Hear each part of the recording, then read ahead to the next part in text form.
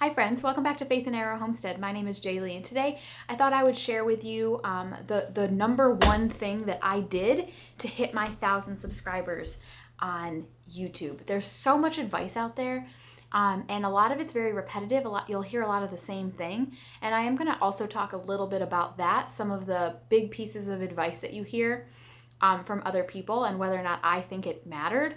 The thing that motivated me to do this, I just hit 26,000 YouTube subscribers, and it took me a really long time to get my first 1,000. I heard it said that it takes a fraction of the time to get your first 10,000 compared to the time it takes to get your first 1,000, and that was absolutely my experience. 1,000% that was my experience. And there's a little trick that I want to share with you that I did to get that first 1,000, and it really worked for me. Now, it still took time. It took a long time, but I don't know that I ever would have gotten there without doing this. So I'm going to start the video by just giving you the piece of advice, and then we can expand on it and talk a little bit more about it beyond that. But I'll go ahead and give you the good stuff right up front. So the thing that I did that really helped me get my first 1,000 subscribers on YouTube. I have an Instagram, and I started it the same time I started the YouTube, and I went through and I followed people who were similar to me, other homesteaders, moms who were gardening, women who were cooking from scratch, kind of that demographic, mostly females, some males, but mostly females who were just interested in the same thing as me and could resonate with what my channel was about. I would follow them, and I would go through and like a few of their pictures, and if they followed me back, I would DM them, private message them on Instagram, a little blurb. Now this blurb has changed over, because I did this for 2 years. I've probably sent this little blurb 5,000 times. Not even kidding. That's probably an accurate statement. I've probably sent it 4,000 to 5,000 times. I have sent it so many times, and I typed it out and I had it saved in my notes, and so I would just copy and paste it only after they followed me back. Like I said, the blurb changed a little bit over time, but the most recent iteration of it said, "Hey, thank you so much for the follow. I love your page. I want to mention I have a YouTube channel I've really enjoyed creating. It contains cooking and baking recipes, homesteading, gardening, and food preservation content. Please check it out, and if you're interested, consider subscribing, smiley face." And then I would include the link to my YouTube channel. And this is, I brought up an example. That is what it looked like. And I sent that hundreds, thousands of times only after somebody followed me back on Instagram. And it did not always work out. Sometimes they'd see the message and would immediately unfollow me. A couple people got mad at me, like, "Don't message me, like I don't want your spam." I had a few people be real snarky with me. I had one message in particular that I really remember was an older woman, and she said, "Honey, I've been doing this for 50 years. There's nothing left for you to teach me." And I was like, okay. But for the most part, it was met very warmly. This particular person that I brought up responded back. Let's see, I sent it May 19th at 9 p.m. in the evening. They responded the next day around noon and said, "I'll be glad to check it out. Thank you for letting me know." And then I said, "Thank you so much for your support." And they said, "You're welcome. I added you to my subscription list." Now, I don't know how much this contributed to hitting the 4,000 needed watch hours to become monetized, but that wasn't why I was doing it. Here's the thing. When you're trying to start a YouTube channel, YouTube needs to be made aware of your channel. You are not going to be put in the algorithm unless you get lucky and you get a super, like the perfect storm of a video where the thumbnail is just right, the content is the right length and it is good, and the title is just right, you include the right stuff in the description, and it just so happens to be put out at a time when that topic is very trendy, or gets picked up later for being a very trending topic. That perfect storm will get you picked up and put into the algorithm, but that's very rare to happen early in your YouTube journey. And it's much more likely that you're going to have to grind to get YouTube to even know who you are or that your channel exists. And that's the purpose of getting that 1,000 subscribers, because once you have 1,000 subscribers, or once you get close and you've got 800, 900, somewhere in there, YouTube starts to like kind of like open an eye at you, like, who is this over here? And they will very softly start putting you kind of out into the ether. In the beginning, my videos were averaging 20 views.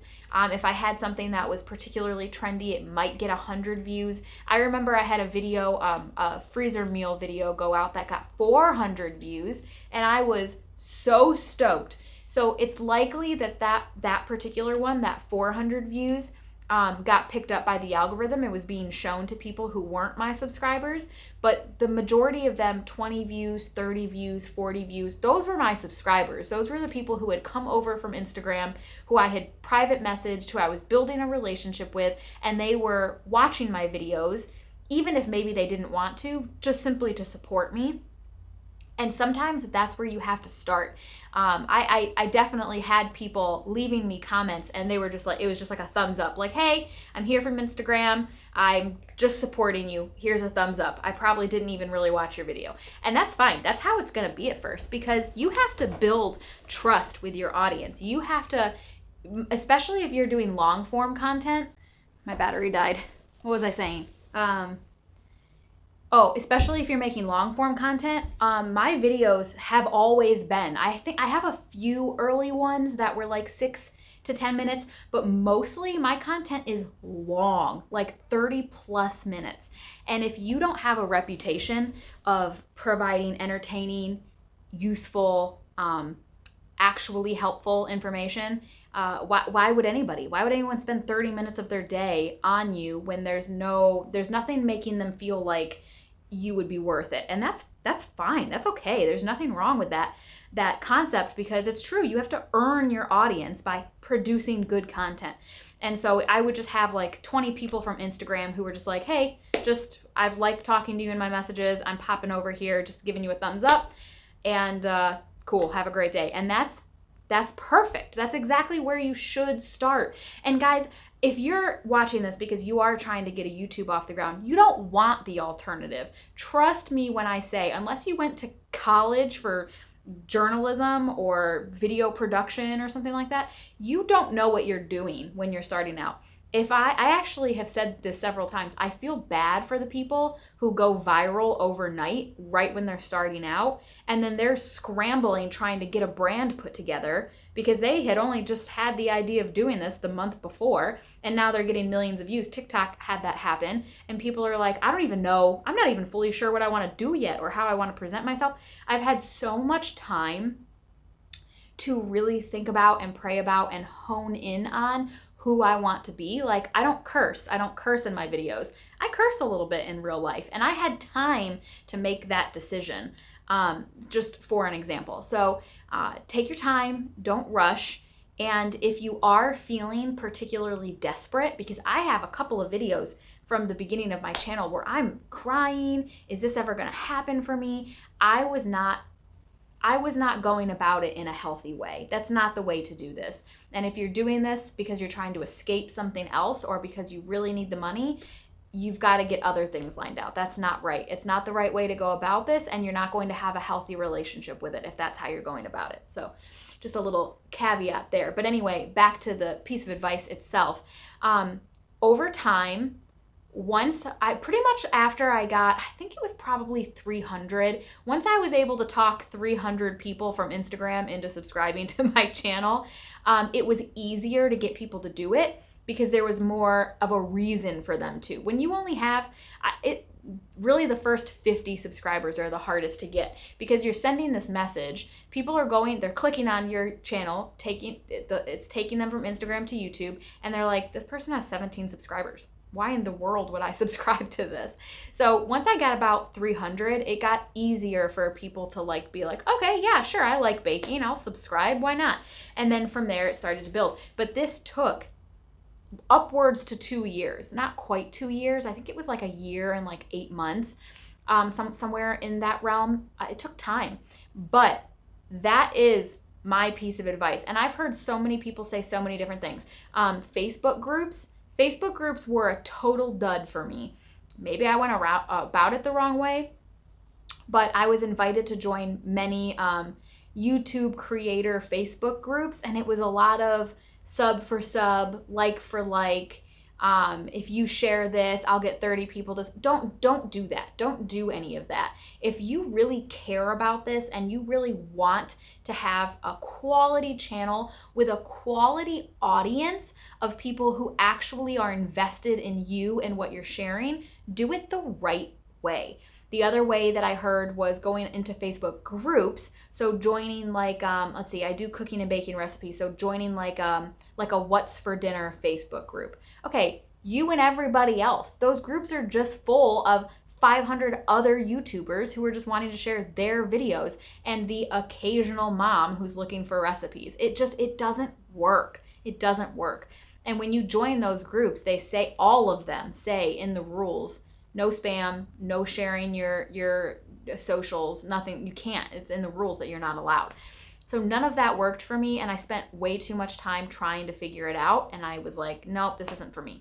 So there are so many other ways that you could do this, but I'm sharing that the thing that worked for me in my channel was sending that little Instagram blurb to people who followed me back, and it was so much fun. I went based off of YouTube's new for you, like suggested pages, and I would scroll through and click on like flower farms, homestead pages, mom pages, and I would try to get them to follow me.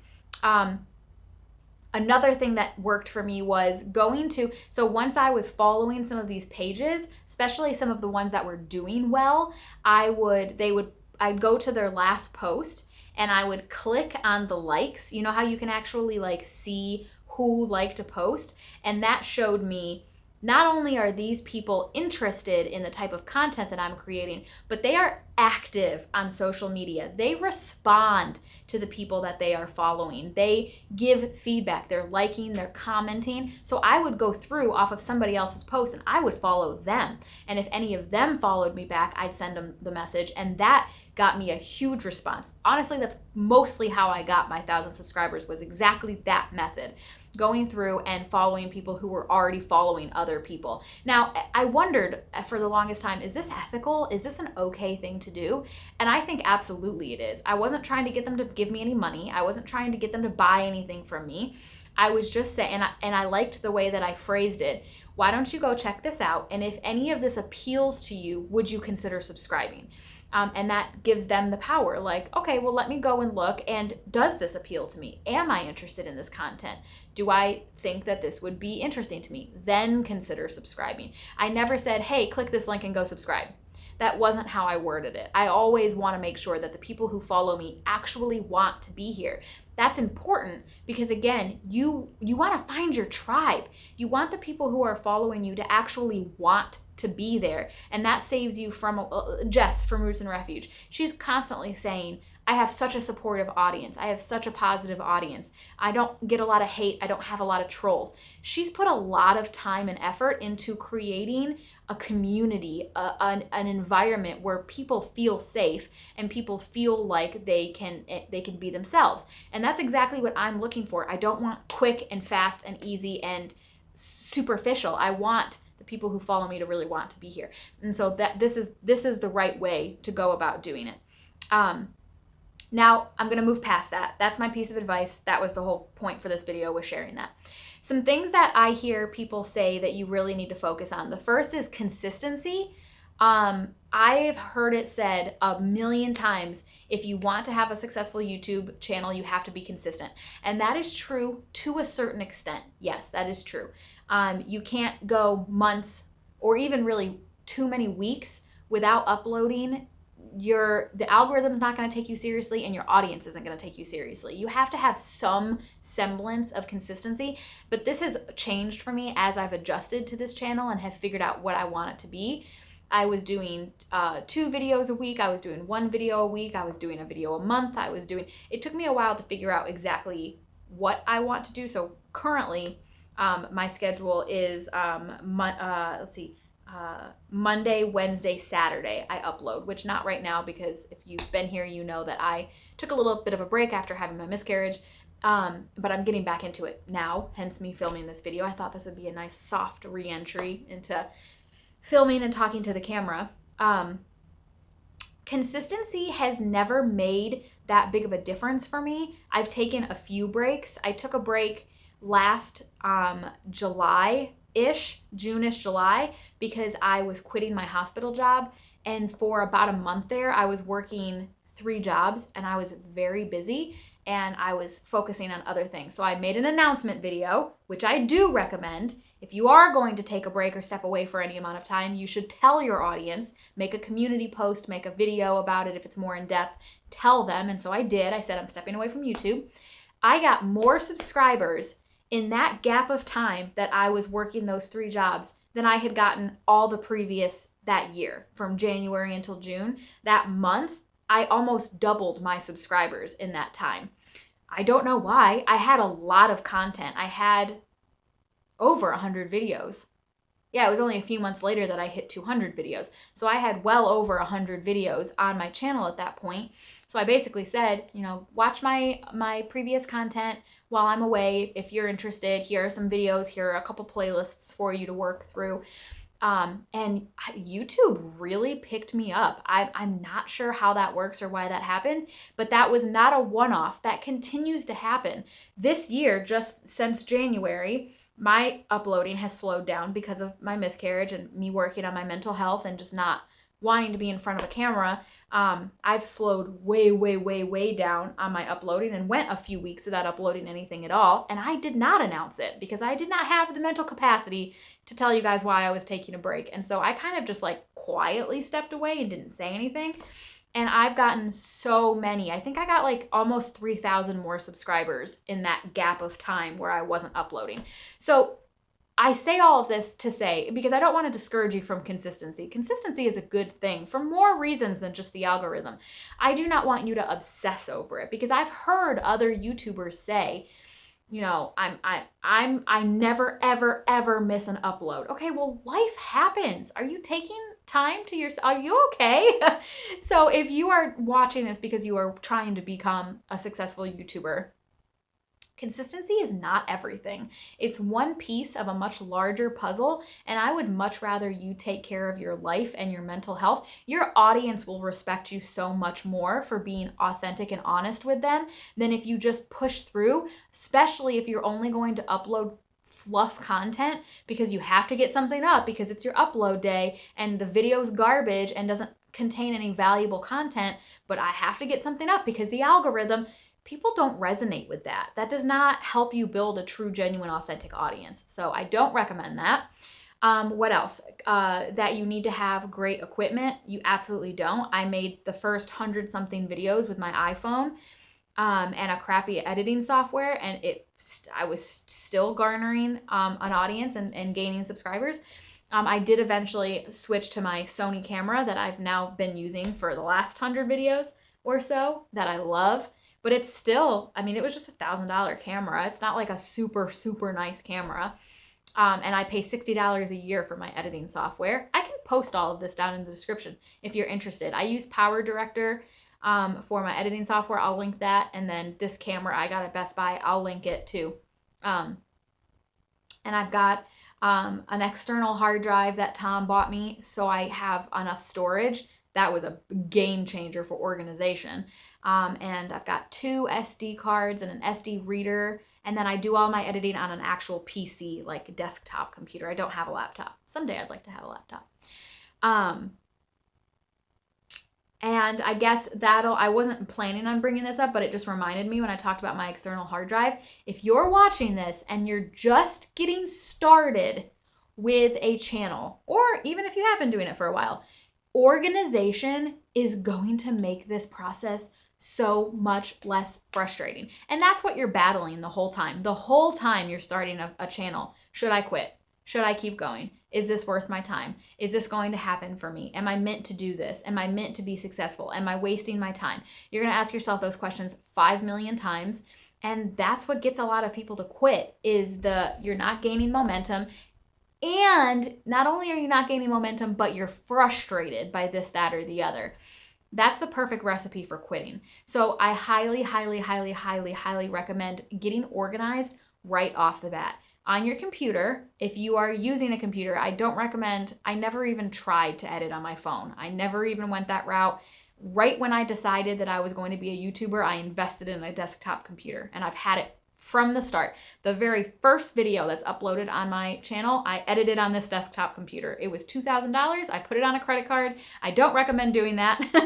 But even if you can get like a used laptop off Facebook Marketplace, it's going to be so much easier and so much less frustrating. So anyway, on your computer, when you're getting started, create folders for everything. So I have a Faith and Arrow active projects folder. I have a Faith and Arrow completed videos folder where I put all my footage, all my pictures, and my completed video. This is all on my external hard drive now because I have way since surpassed the storage capacity for just my desktop computer. I have a Faith and Arrow shorts content folder. I have a Faith and Arrow Instagram post and reel folder. And then I have a folder for all of my tax documents, all of my sponsorship contracts, anything having to do logistically from the money and paperwork side of this. I have in a folder. I have everything very, very organized. Because if you don't, and you just have thumbnails over here and snippets of video over here and pictures over here, and sometimes you upload your completed videos here and sometimes you have them going into this folder over here, you're gonna get so frustrated, and also your content's not gonna be as good. Because I have started putting together videos where I include footage flashed back from previous videos, and I never in a million years would be able to find any of that video footage if I didn't know exactly where it was. So then let's say, the Faith and Arrow active projects folder is definitely the most used one because that's the one where I put everything. As soon as I take the footage off my camera onto my computer to edit, it goes right into the Faith and Arrow active projects folder. When you open that folder, it has the title. I start a new folder and I title that folder whatever I'm going to title the video. And I keep them consistent. I don't really ever change mine. And so if I know that there's footage, I just did this. There was footage in a day in the life of a homesteading YouTuber video, and there was footage from that video that I wanted to put in one that I was editing the other day. I went to Faith and Arrow completed projects, searched the title of that video, opened it up, all my footage was in there. I knew exactly where in the filming process that footage was. I took that clip and copied it over into my editing software and was able to do it just fine. So not only does being organized keep you on track, it keeps you from getting frustrated, it keeps you from wanting to quit, but it makes you a better YouTuber because it gives you the opportunity to create reels, shorts, other content, and things like that. So I absolutely recommend being organized, and go ahead and be organized right from the start. Figure out what kind of system you want and get that going right away. You're gonna want to do that because it's just real messy. I also recommend figure out what editing software you want pretty much right off the bat. I started with a different one and switched about 7 or 8 months into this journey and think that was really hard. It's not hard anymore, I'm way past it, but in the beginning when I first made that switch, it was really hard. So do your research, pick your editing software, and stick with that editing software. What else? The last thing that I'll say, and I hope you guys realize that this advice that I'm giving you is it's just advice. It's just opinions. It's just what I've been doing. Not everything that I do would work for every person and every personality type, and that's especially true for this last tip. I do not schedule content. I am very anti-committal. I don't like committing myself to anything. Nothing. I've got other commitments in my life, really good ones, and they stress me out. I just don't like commitment. And it gives me way too much anxiety and I feel way too much pressure to perform. And so I keep my content very loose, and that works for me. So if you are not that way and you know you're not that way, then just disregard this. But if you don't know how you are yet, or if you're still in the process of figuring that out, this may be useful to you. I fought this for the longest time because I had so many people tell me, create a schedule, stick to that schedule. It's the only way you're going to be successful. And I was sick. I was so stressed out trying to stick to that schedule. I have so many different literal, I would draw out a week, like a Monday through Sunday, week on a piece of paper in one of my many, many, many notebooks. And I would fill in Monday, we film this, Tuesday, we film this, whatever. And I couldn't do it. It's just not for me. I can't. It makes me sick with stress. And so I really look at my life in weeks. Some people do it by days. Some people look at their life by months. I look at it by weeks. What does this week consist of? And that's how I work. And so I will, at the end of the previous week, Sunday, I'll kind of start to be like, what am I feeling? What's inspiring me right now? What am I learning? What have I learned? What new recipes have I been doing? What's going on outside? And I just kind of start to be like, what can I share that's relevant and real for me right now? Not what's gonna look good with the algorithm, not what keywords are people searching. That's all fine and good. And if you operate that way, honestly, you're better off, because the keyword search would help you with the algorithm. I just can't operate that way, and I don't want to. Like I've been saying, I'll say it again, I want this channel to be real and authentic and genuine. And so you can trust that the stuff that I'm uploading to my channel is relevant to me at that time in my life. It's not just an idea from a notebook somewhere to attempt to try and get something uploaded and on my channel. It's real. It's really what I'm going through. It's really what I'm learning. It's really something that I've added. It's really something that I've a recipe that I've been making for a while, and it dawned on me that would be a good one to share with you. That kind of stuff. It's real. It's not quite so structured and sterile and professional. It is really snowing. It's snowing really hard and windy. Yeah, so figure out what works for you. If you're an organized person, I love that for you. I wish I was an organized person. I'm not, but I want you to know that even if you're not, you can still do this. Organized in the sense that scheduling content. That's what I mean. I'm very organized when it comes to my computer. I'm very, very organized. That's the only place that I'm organized. I'm not organized anywhere else, but you don't want to fly by the seat of your pants when it comes to organizing your computer stuff. You really, really need to get a system in place. Yeah, well, I started this video to tell you about the Instagram blurb. That's really the inspiration behind this video, and then the rest of this just kind of word vomited at you. Let me know if you have any questions. But if you're wanting to start a YouTube channel, or if you've already started one, the Instagram blurb really worked for me. I don't do it anymore. I hit my 1,000 subscribers, and then I struggled to see, I think, how many did I have when that video went viral? I don't think I had 2,000 yet. I don't think I had 2,000 subscribers yet. And YouTube picked up one of my old videos and it went viral. It's got almost 500,000 views now. And I quickly went from, I think I had less than 2,000. I think I was coming up on 2,000. I think I had like 1,700 or 1,800. And I quickly jumped to like 20,000. So as soon as that happened, I quit sending the blurb, because it was happening organically, and it's still happening organically. So I haven't sent it in a long time. So it's really, that piece of advice is for getting your first 1,000, and then from there, just keep on trucking.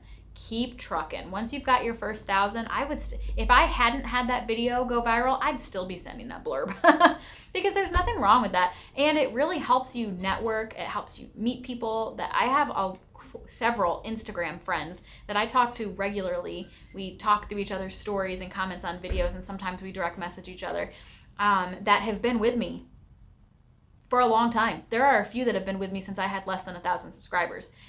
And it's just great for relationship building. And there are a couple in particular that I can think of off the top of my head from Instagram that as soon as we're able to, we'll meet in person for sure. Like, we're close, we talk a lot, we really like each other. I want to go visit their farm.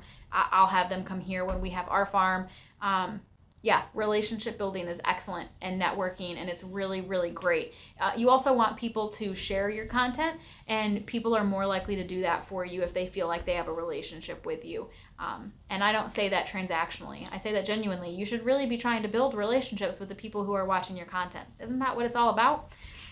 So anyway, that's what I have for you guys. If you have any questions, let me know. I'm back to filming. I've got a few great ideas, video ideas that are coming. So my little hiatus that I took to recover, I think, is coming to an end. This was a great way to get back in front of the camera and talking to you guys. So thanks for watching.